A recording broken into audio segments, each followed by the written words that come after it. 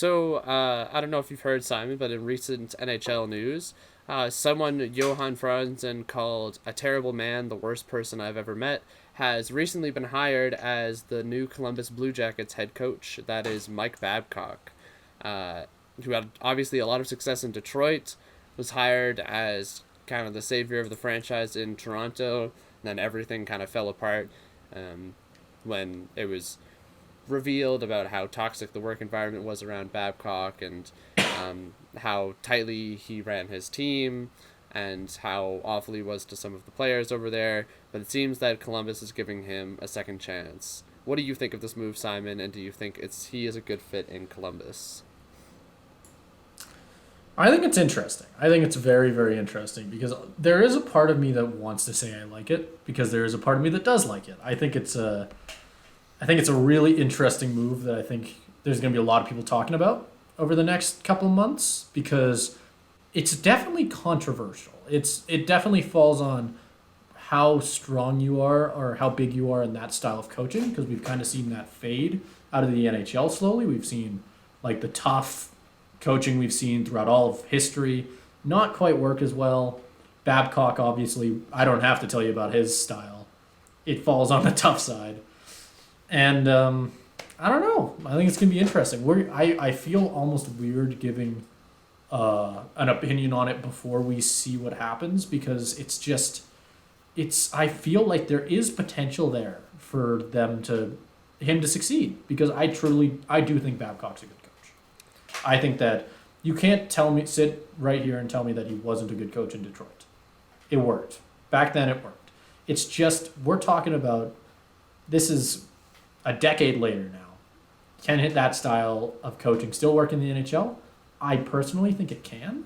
We'll have to see if it does. I have a hard time giving a prediction though, because obviously the only thing that I can think of potentially being an issue, we've seen how Johnny Gaudreau kind of struggles under that coaching. We've seen that obviously with the Flames. That's the biggest thing that sticks out to me. Patrick Laine, it's another guy who doesn't really like hard coaching. If history, my brain's remembering right. Anyway, I think it's very interesting. I've said that a ton. I'll let you take over from there, but Yeah, I don't know. I don't have a fully developed opinion yet. I don't think. and I don't really think it's possible to have a fully developed opinion at this point. Like, I think you're right. Because I think a lot of it also depends on how much Babcock has changed. Because in his opening press conference, right, he's waxing poetic about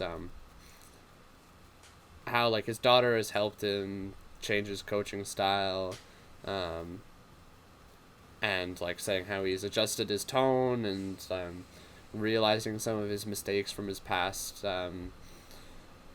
coaching stints, and you just have to like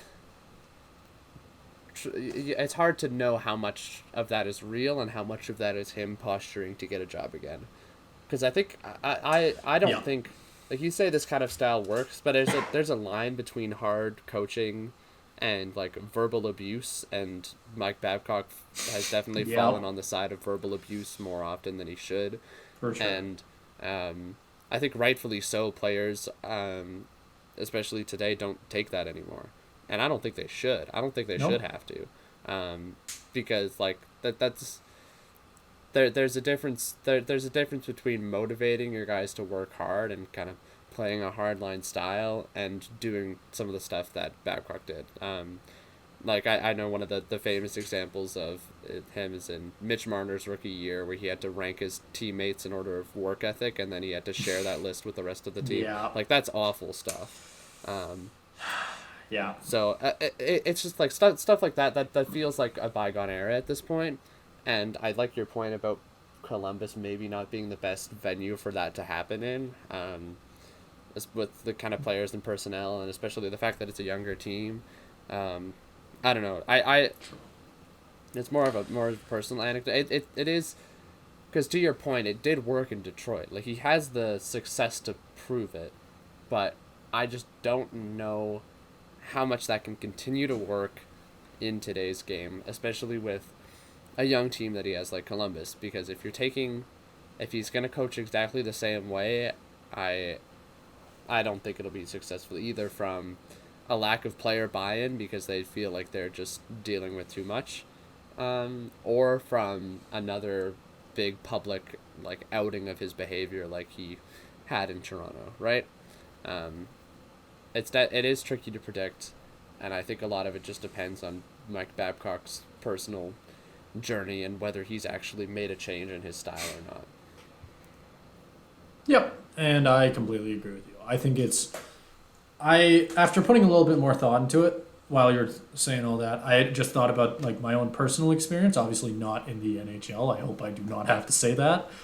Obviously, not as high level as this, but I can definitely say that it is hard working with those types of coaches because there's by having that sort of environment, you're having almost a wall between the coaching staff and the players, and in some cases it works. In some cases, when you can build that fear of the head coach that we've seen work in the past, it works. And there's sometimes when you completely lose the locker room and everything goes to hell, which is what has happened to Babcock. It happened in Toronto.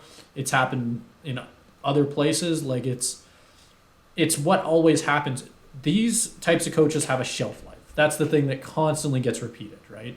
It's how long can you create that fear without just that fear becoming hatred, which is where obviously I think the Blue Jackets are bringing him in the hope that they have a lot of talent on this roster. Obviously, they just got Fantinelli. I think that's right. I don't know why I don't remember. Yeah, they got Fantinelli. That's right. That's right. Yeah. Anyway, they're bringing in a couple of young guys. I think they're hoping Babcock can hopefully get maybe. Obviously, they signed him to a 2-year contract. I noticed that. I think that's a smart decision by Columbus. I'd be surprised if he came back after that. I think they're trying to hold on to the short-term success that Babcock can potentially bring them. I would be very shocked if it becomes long-term with a coach like him.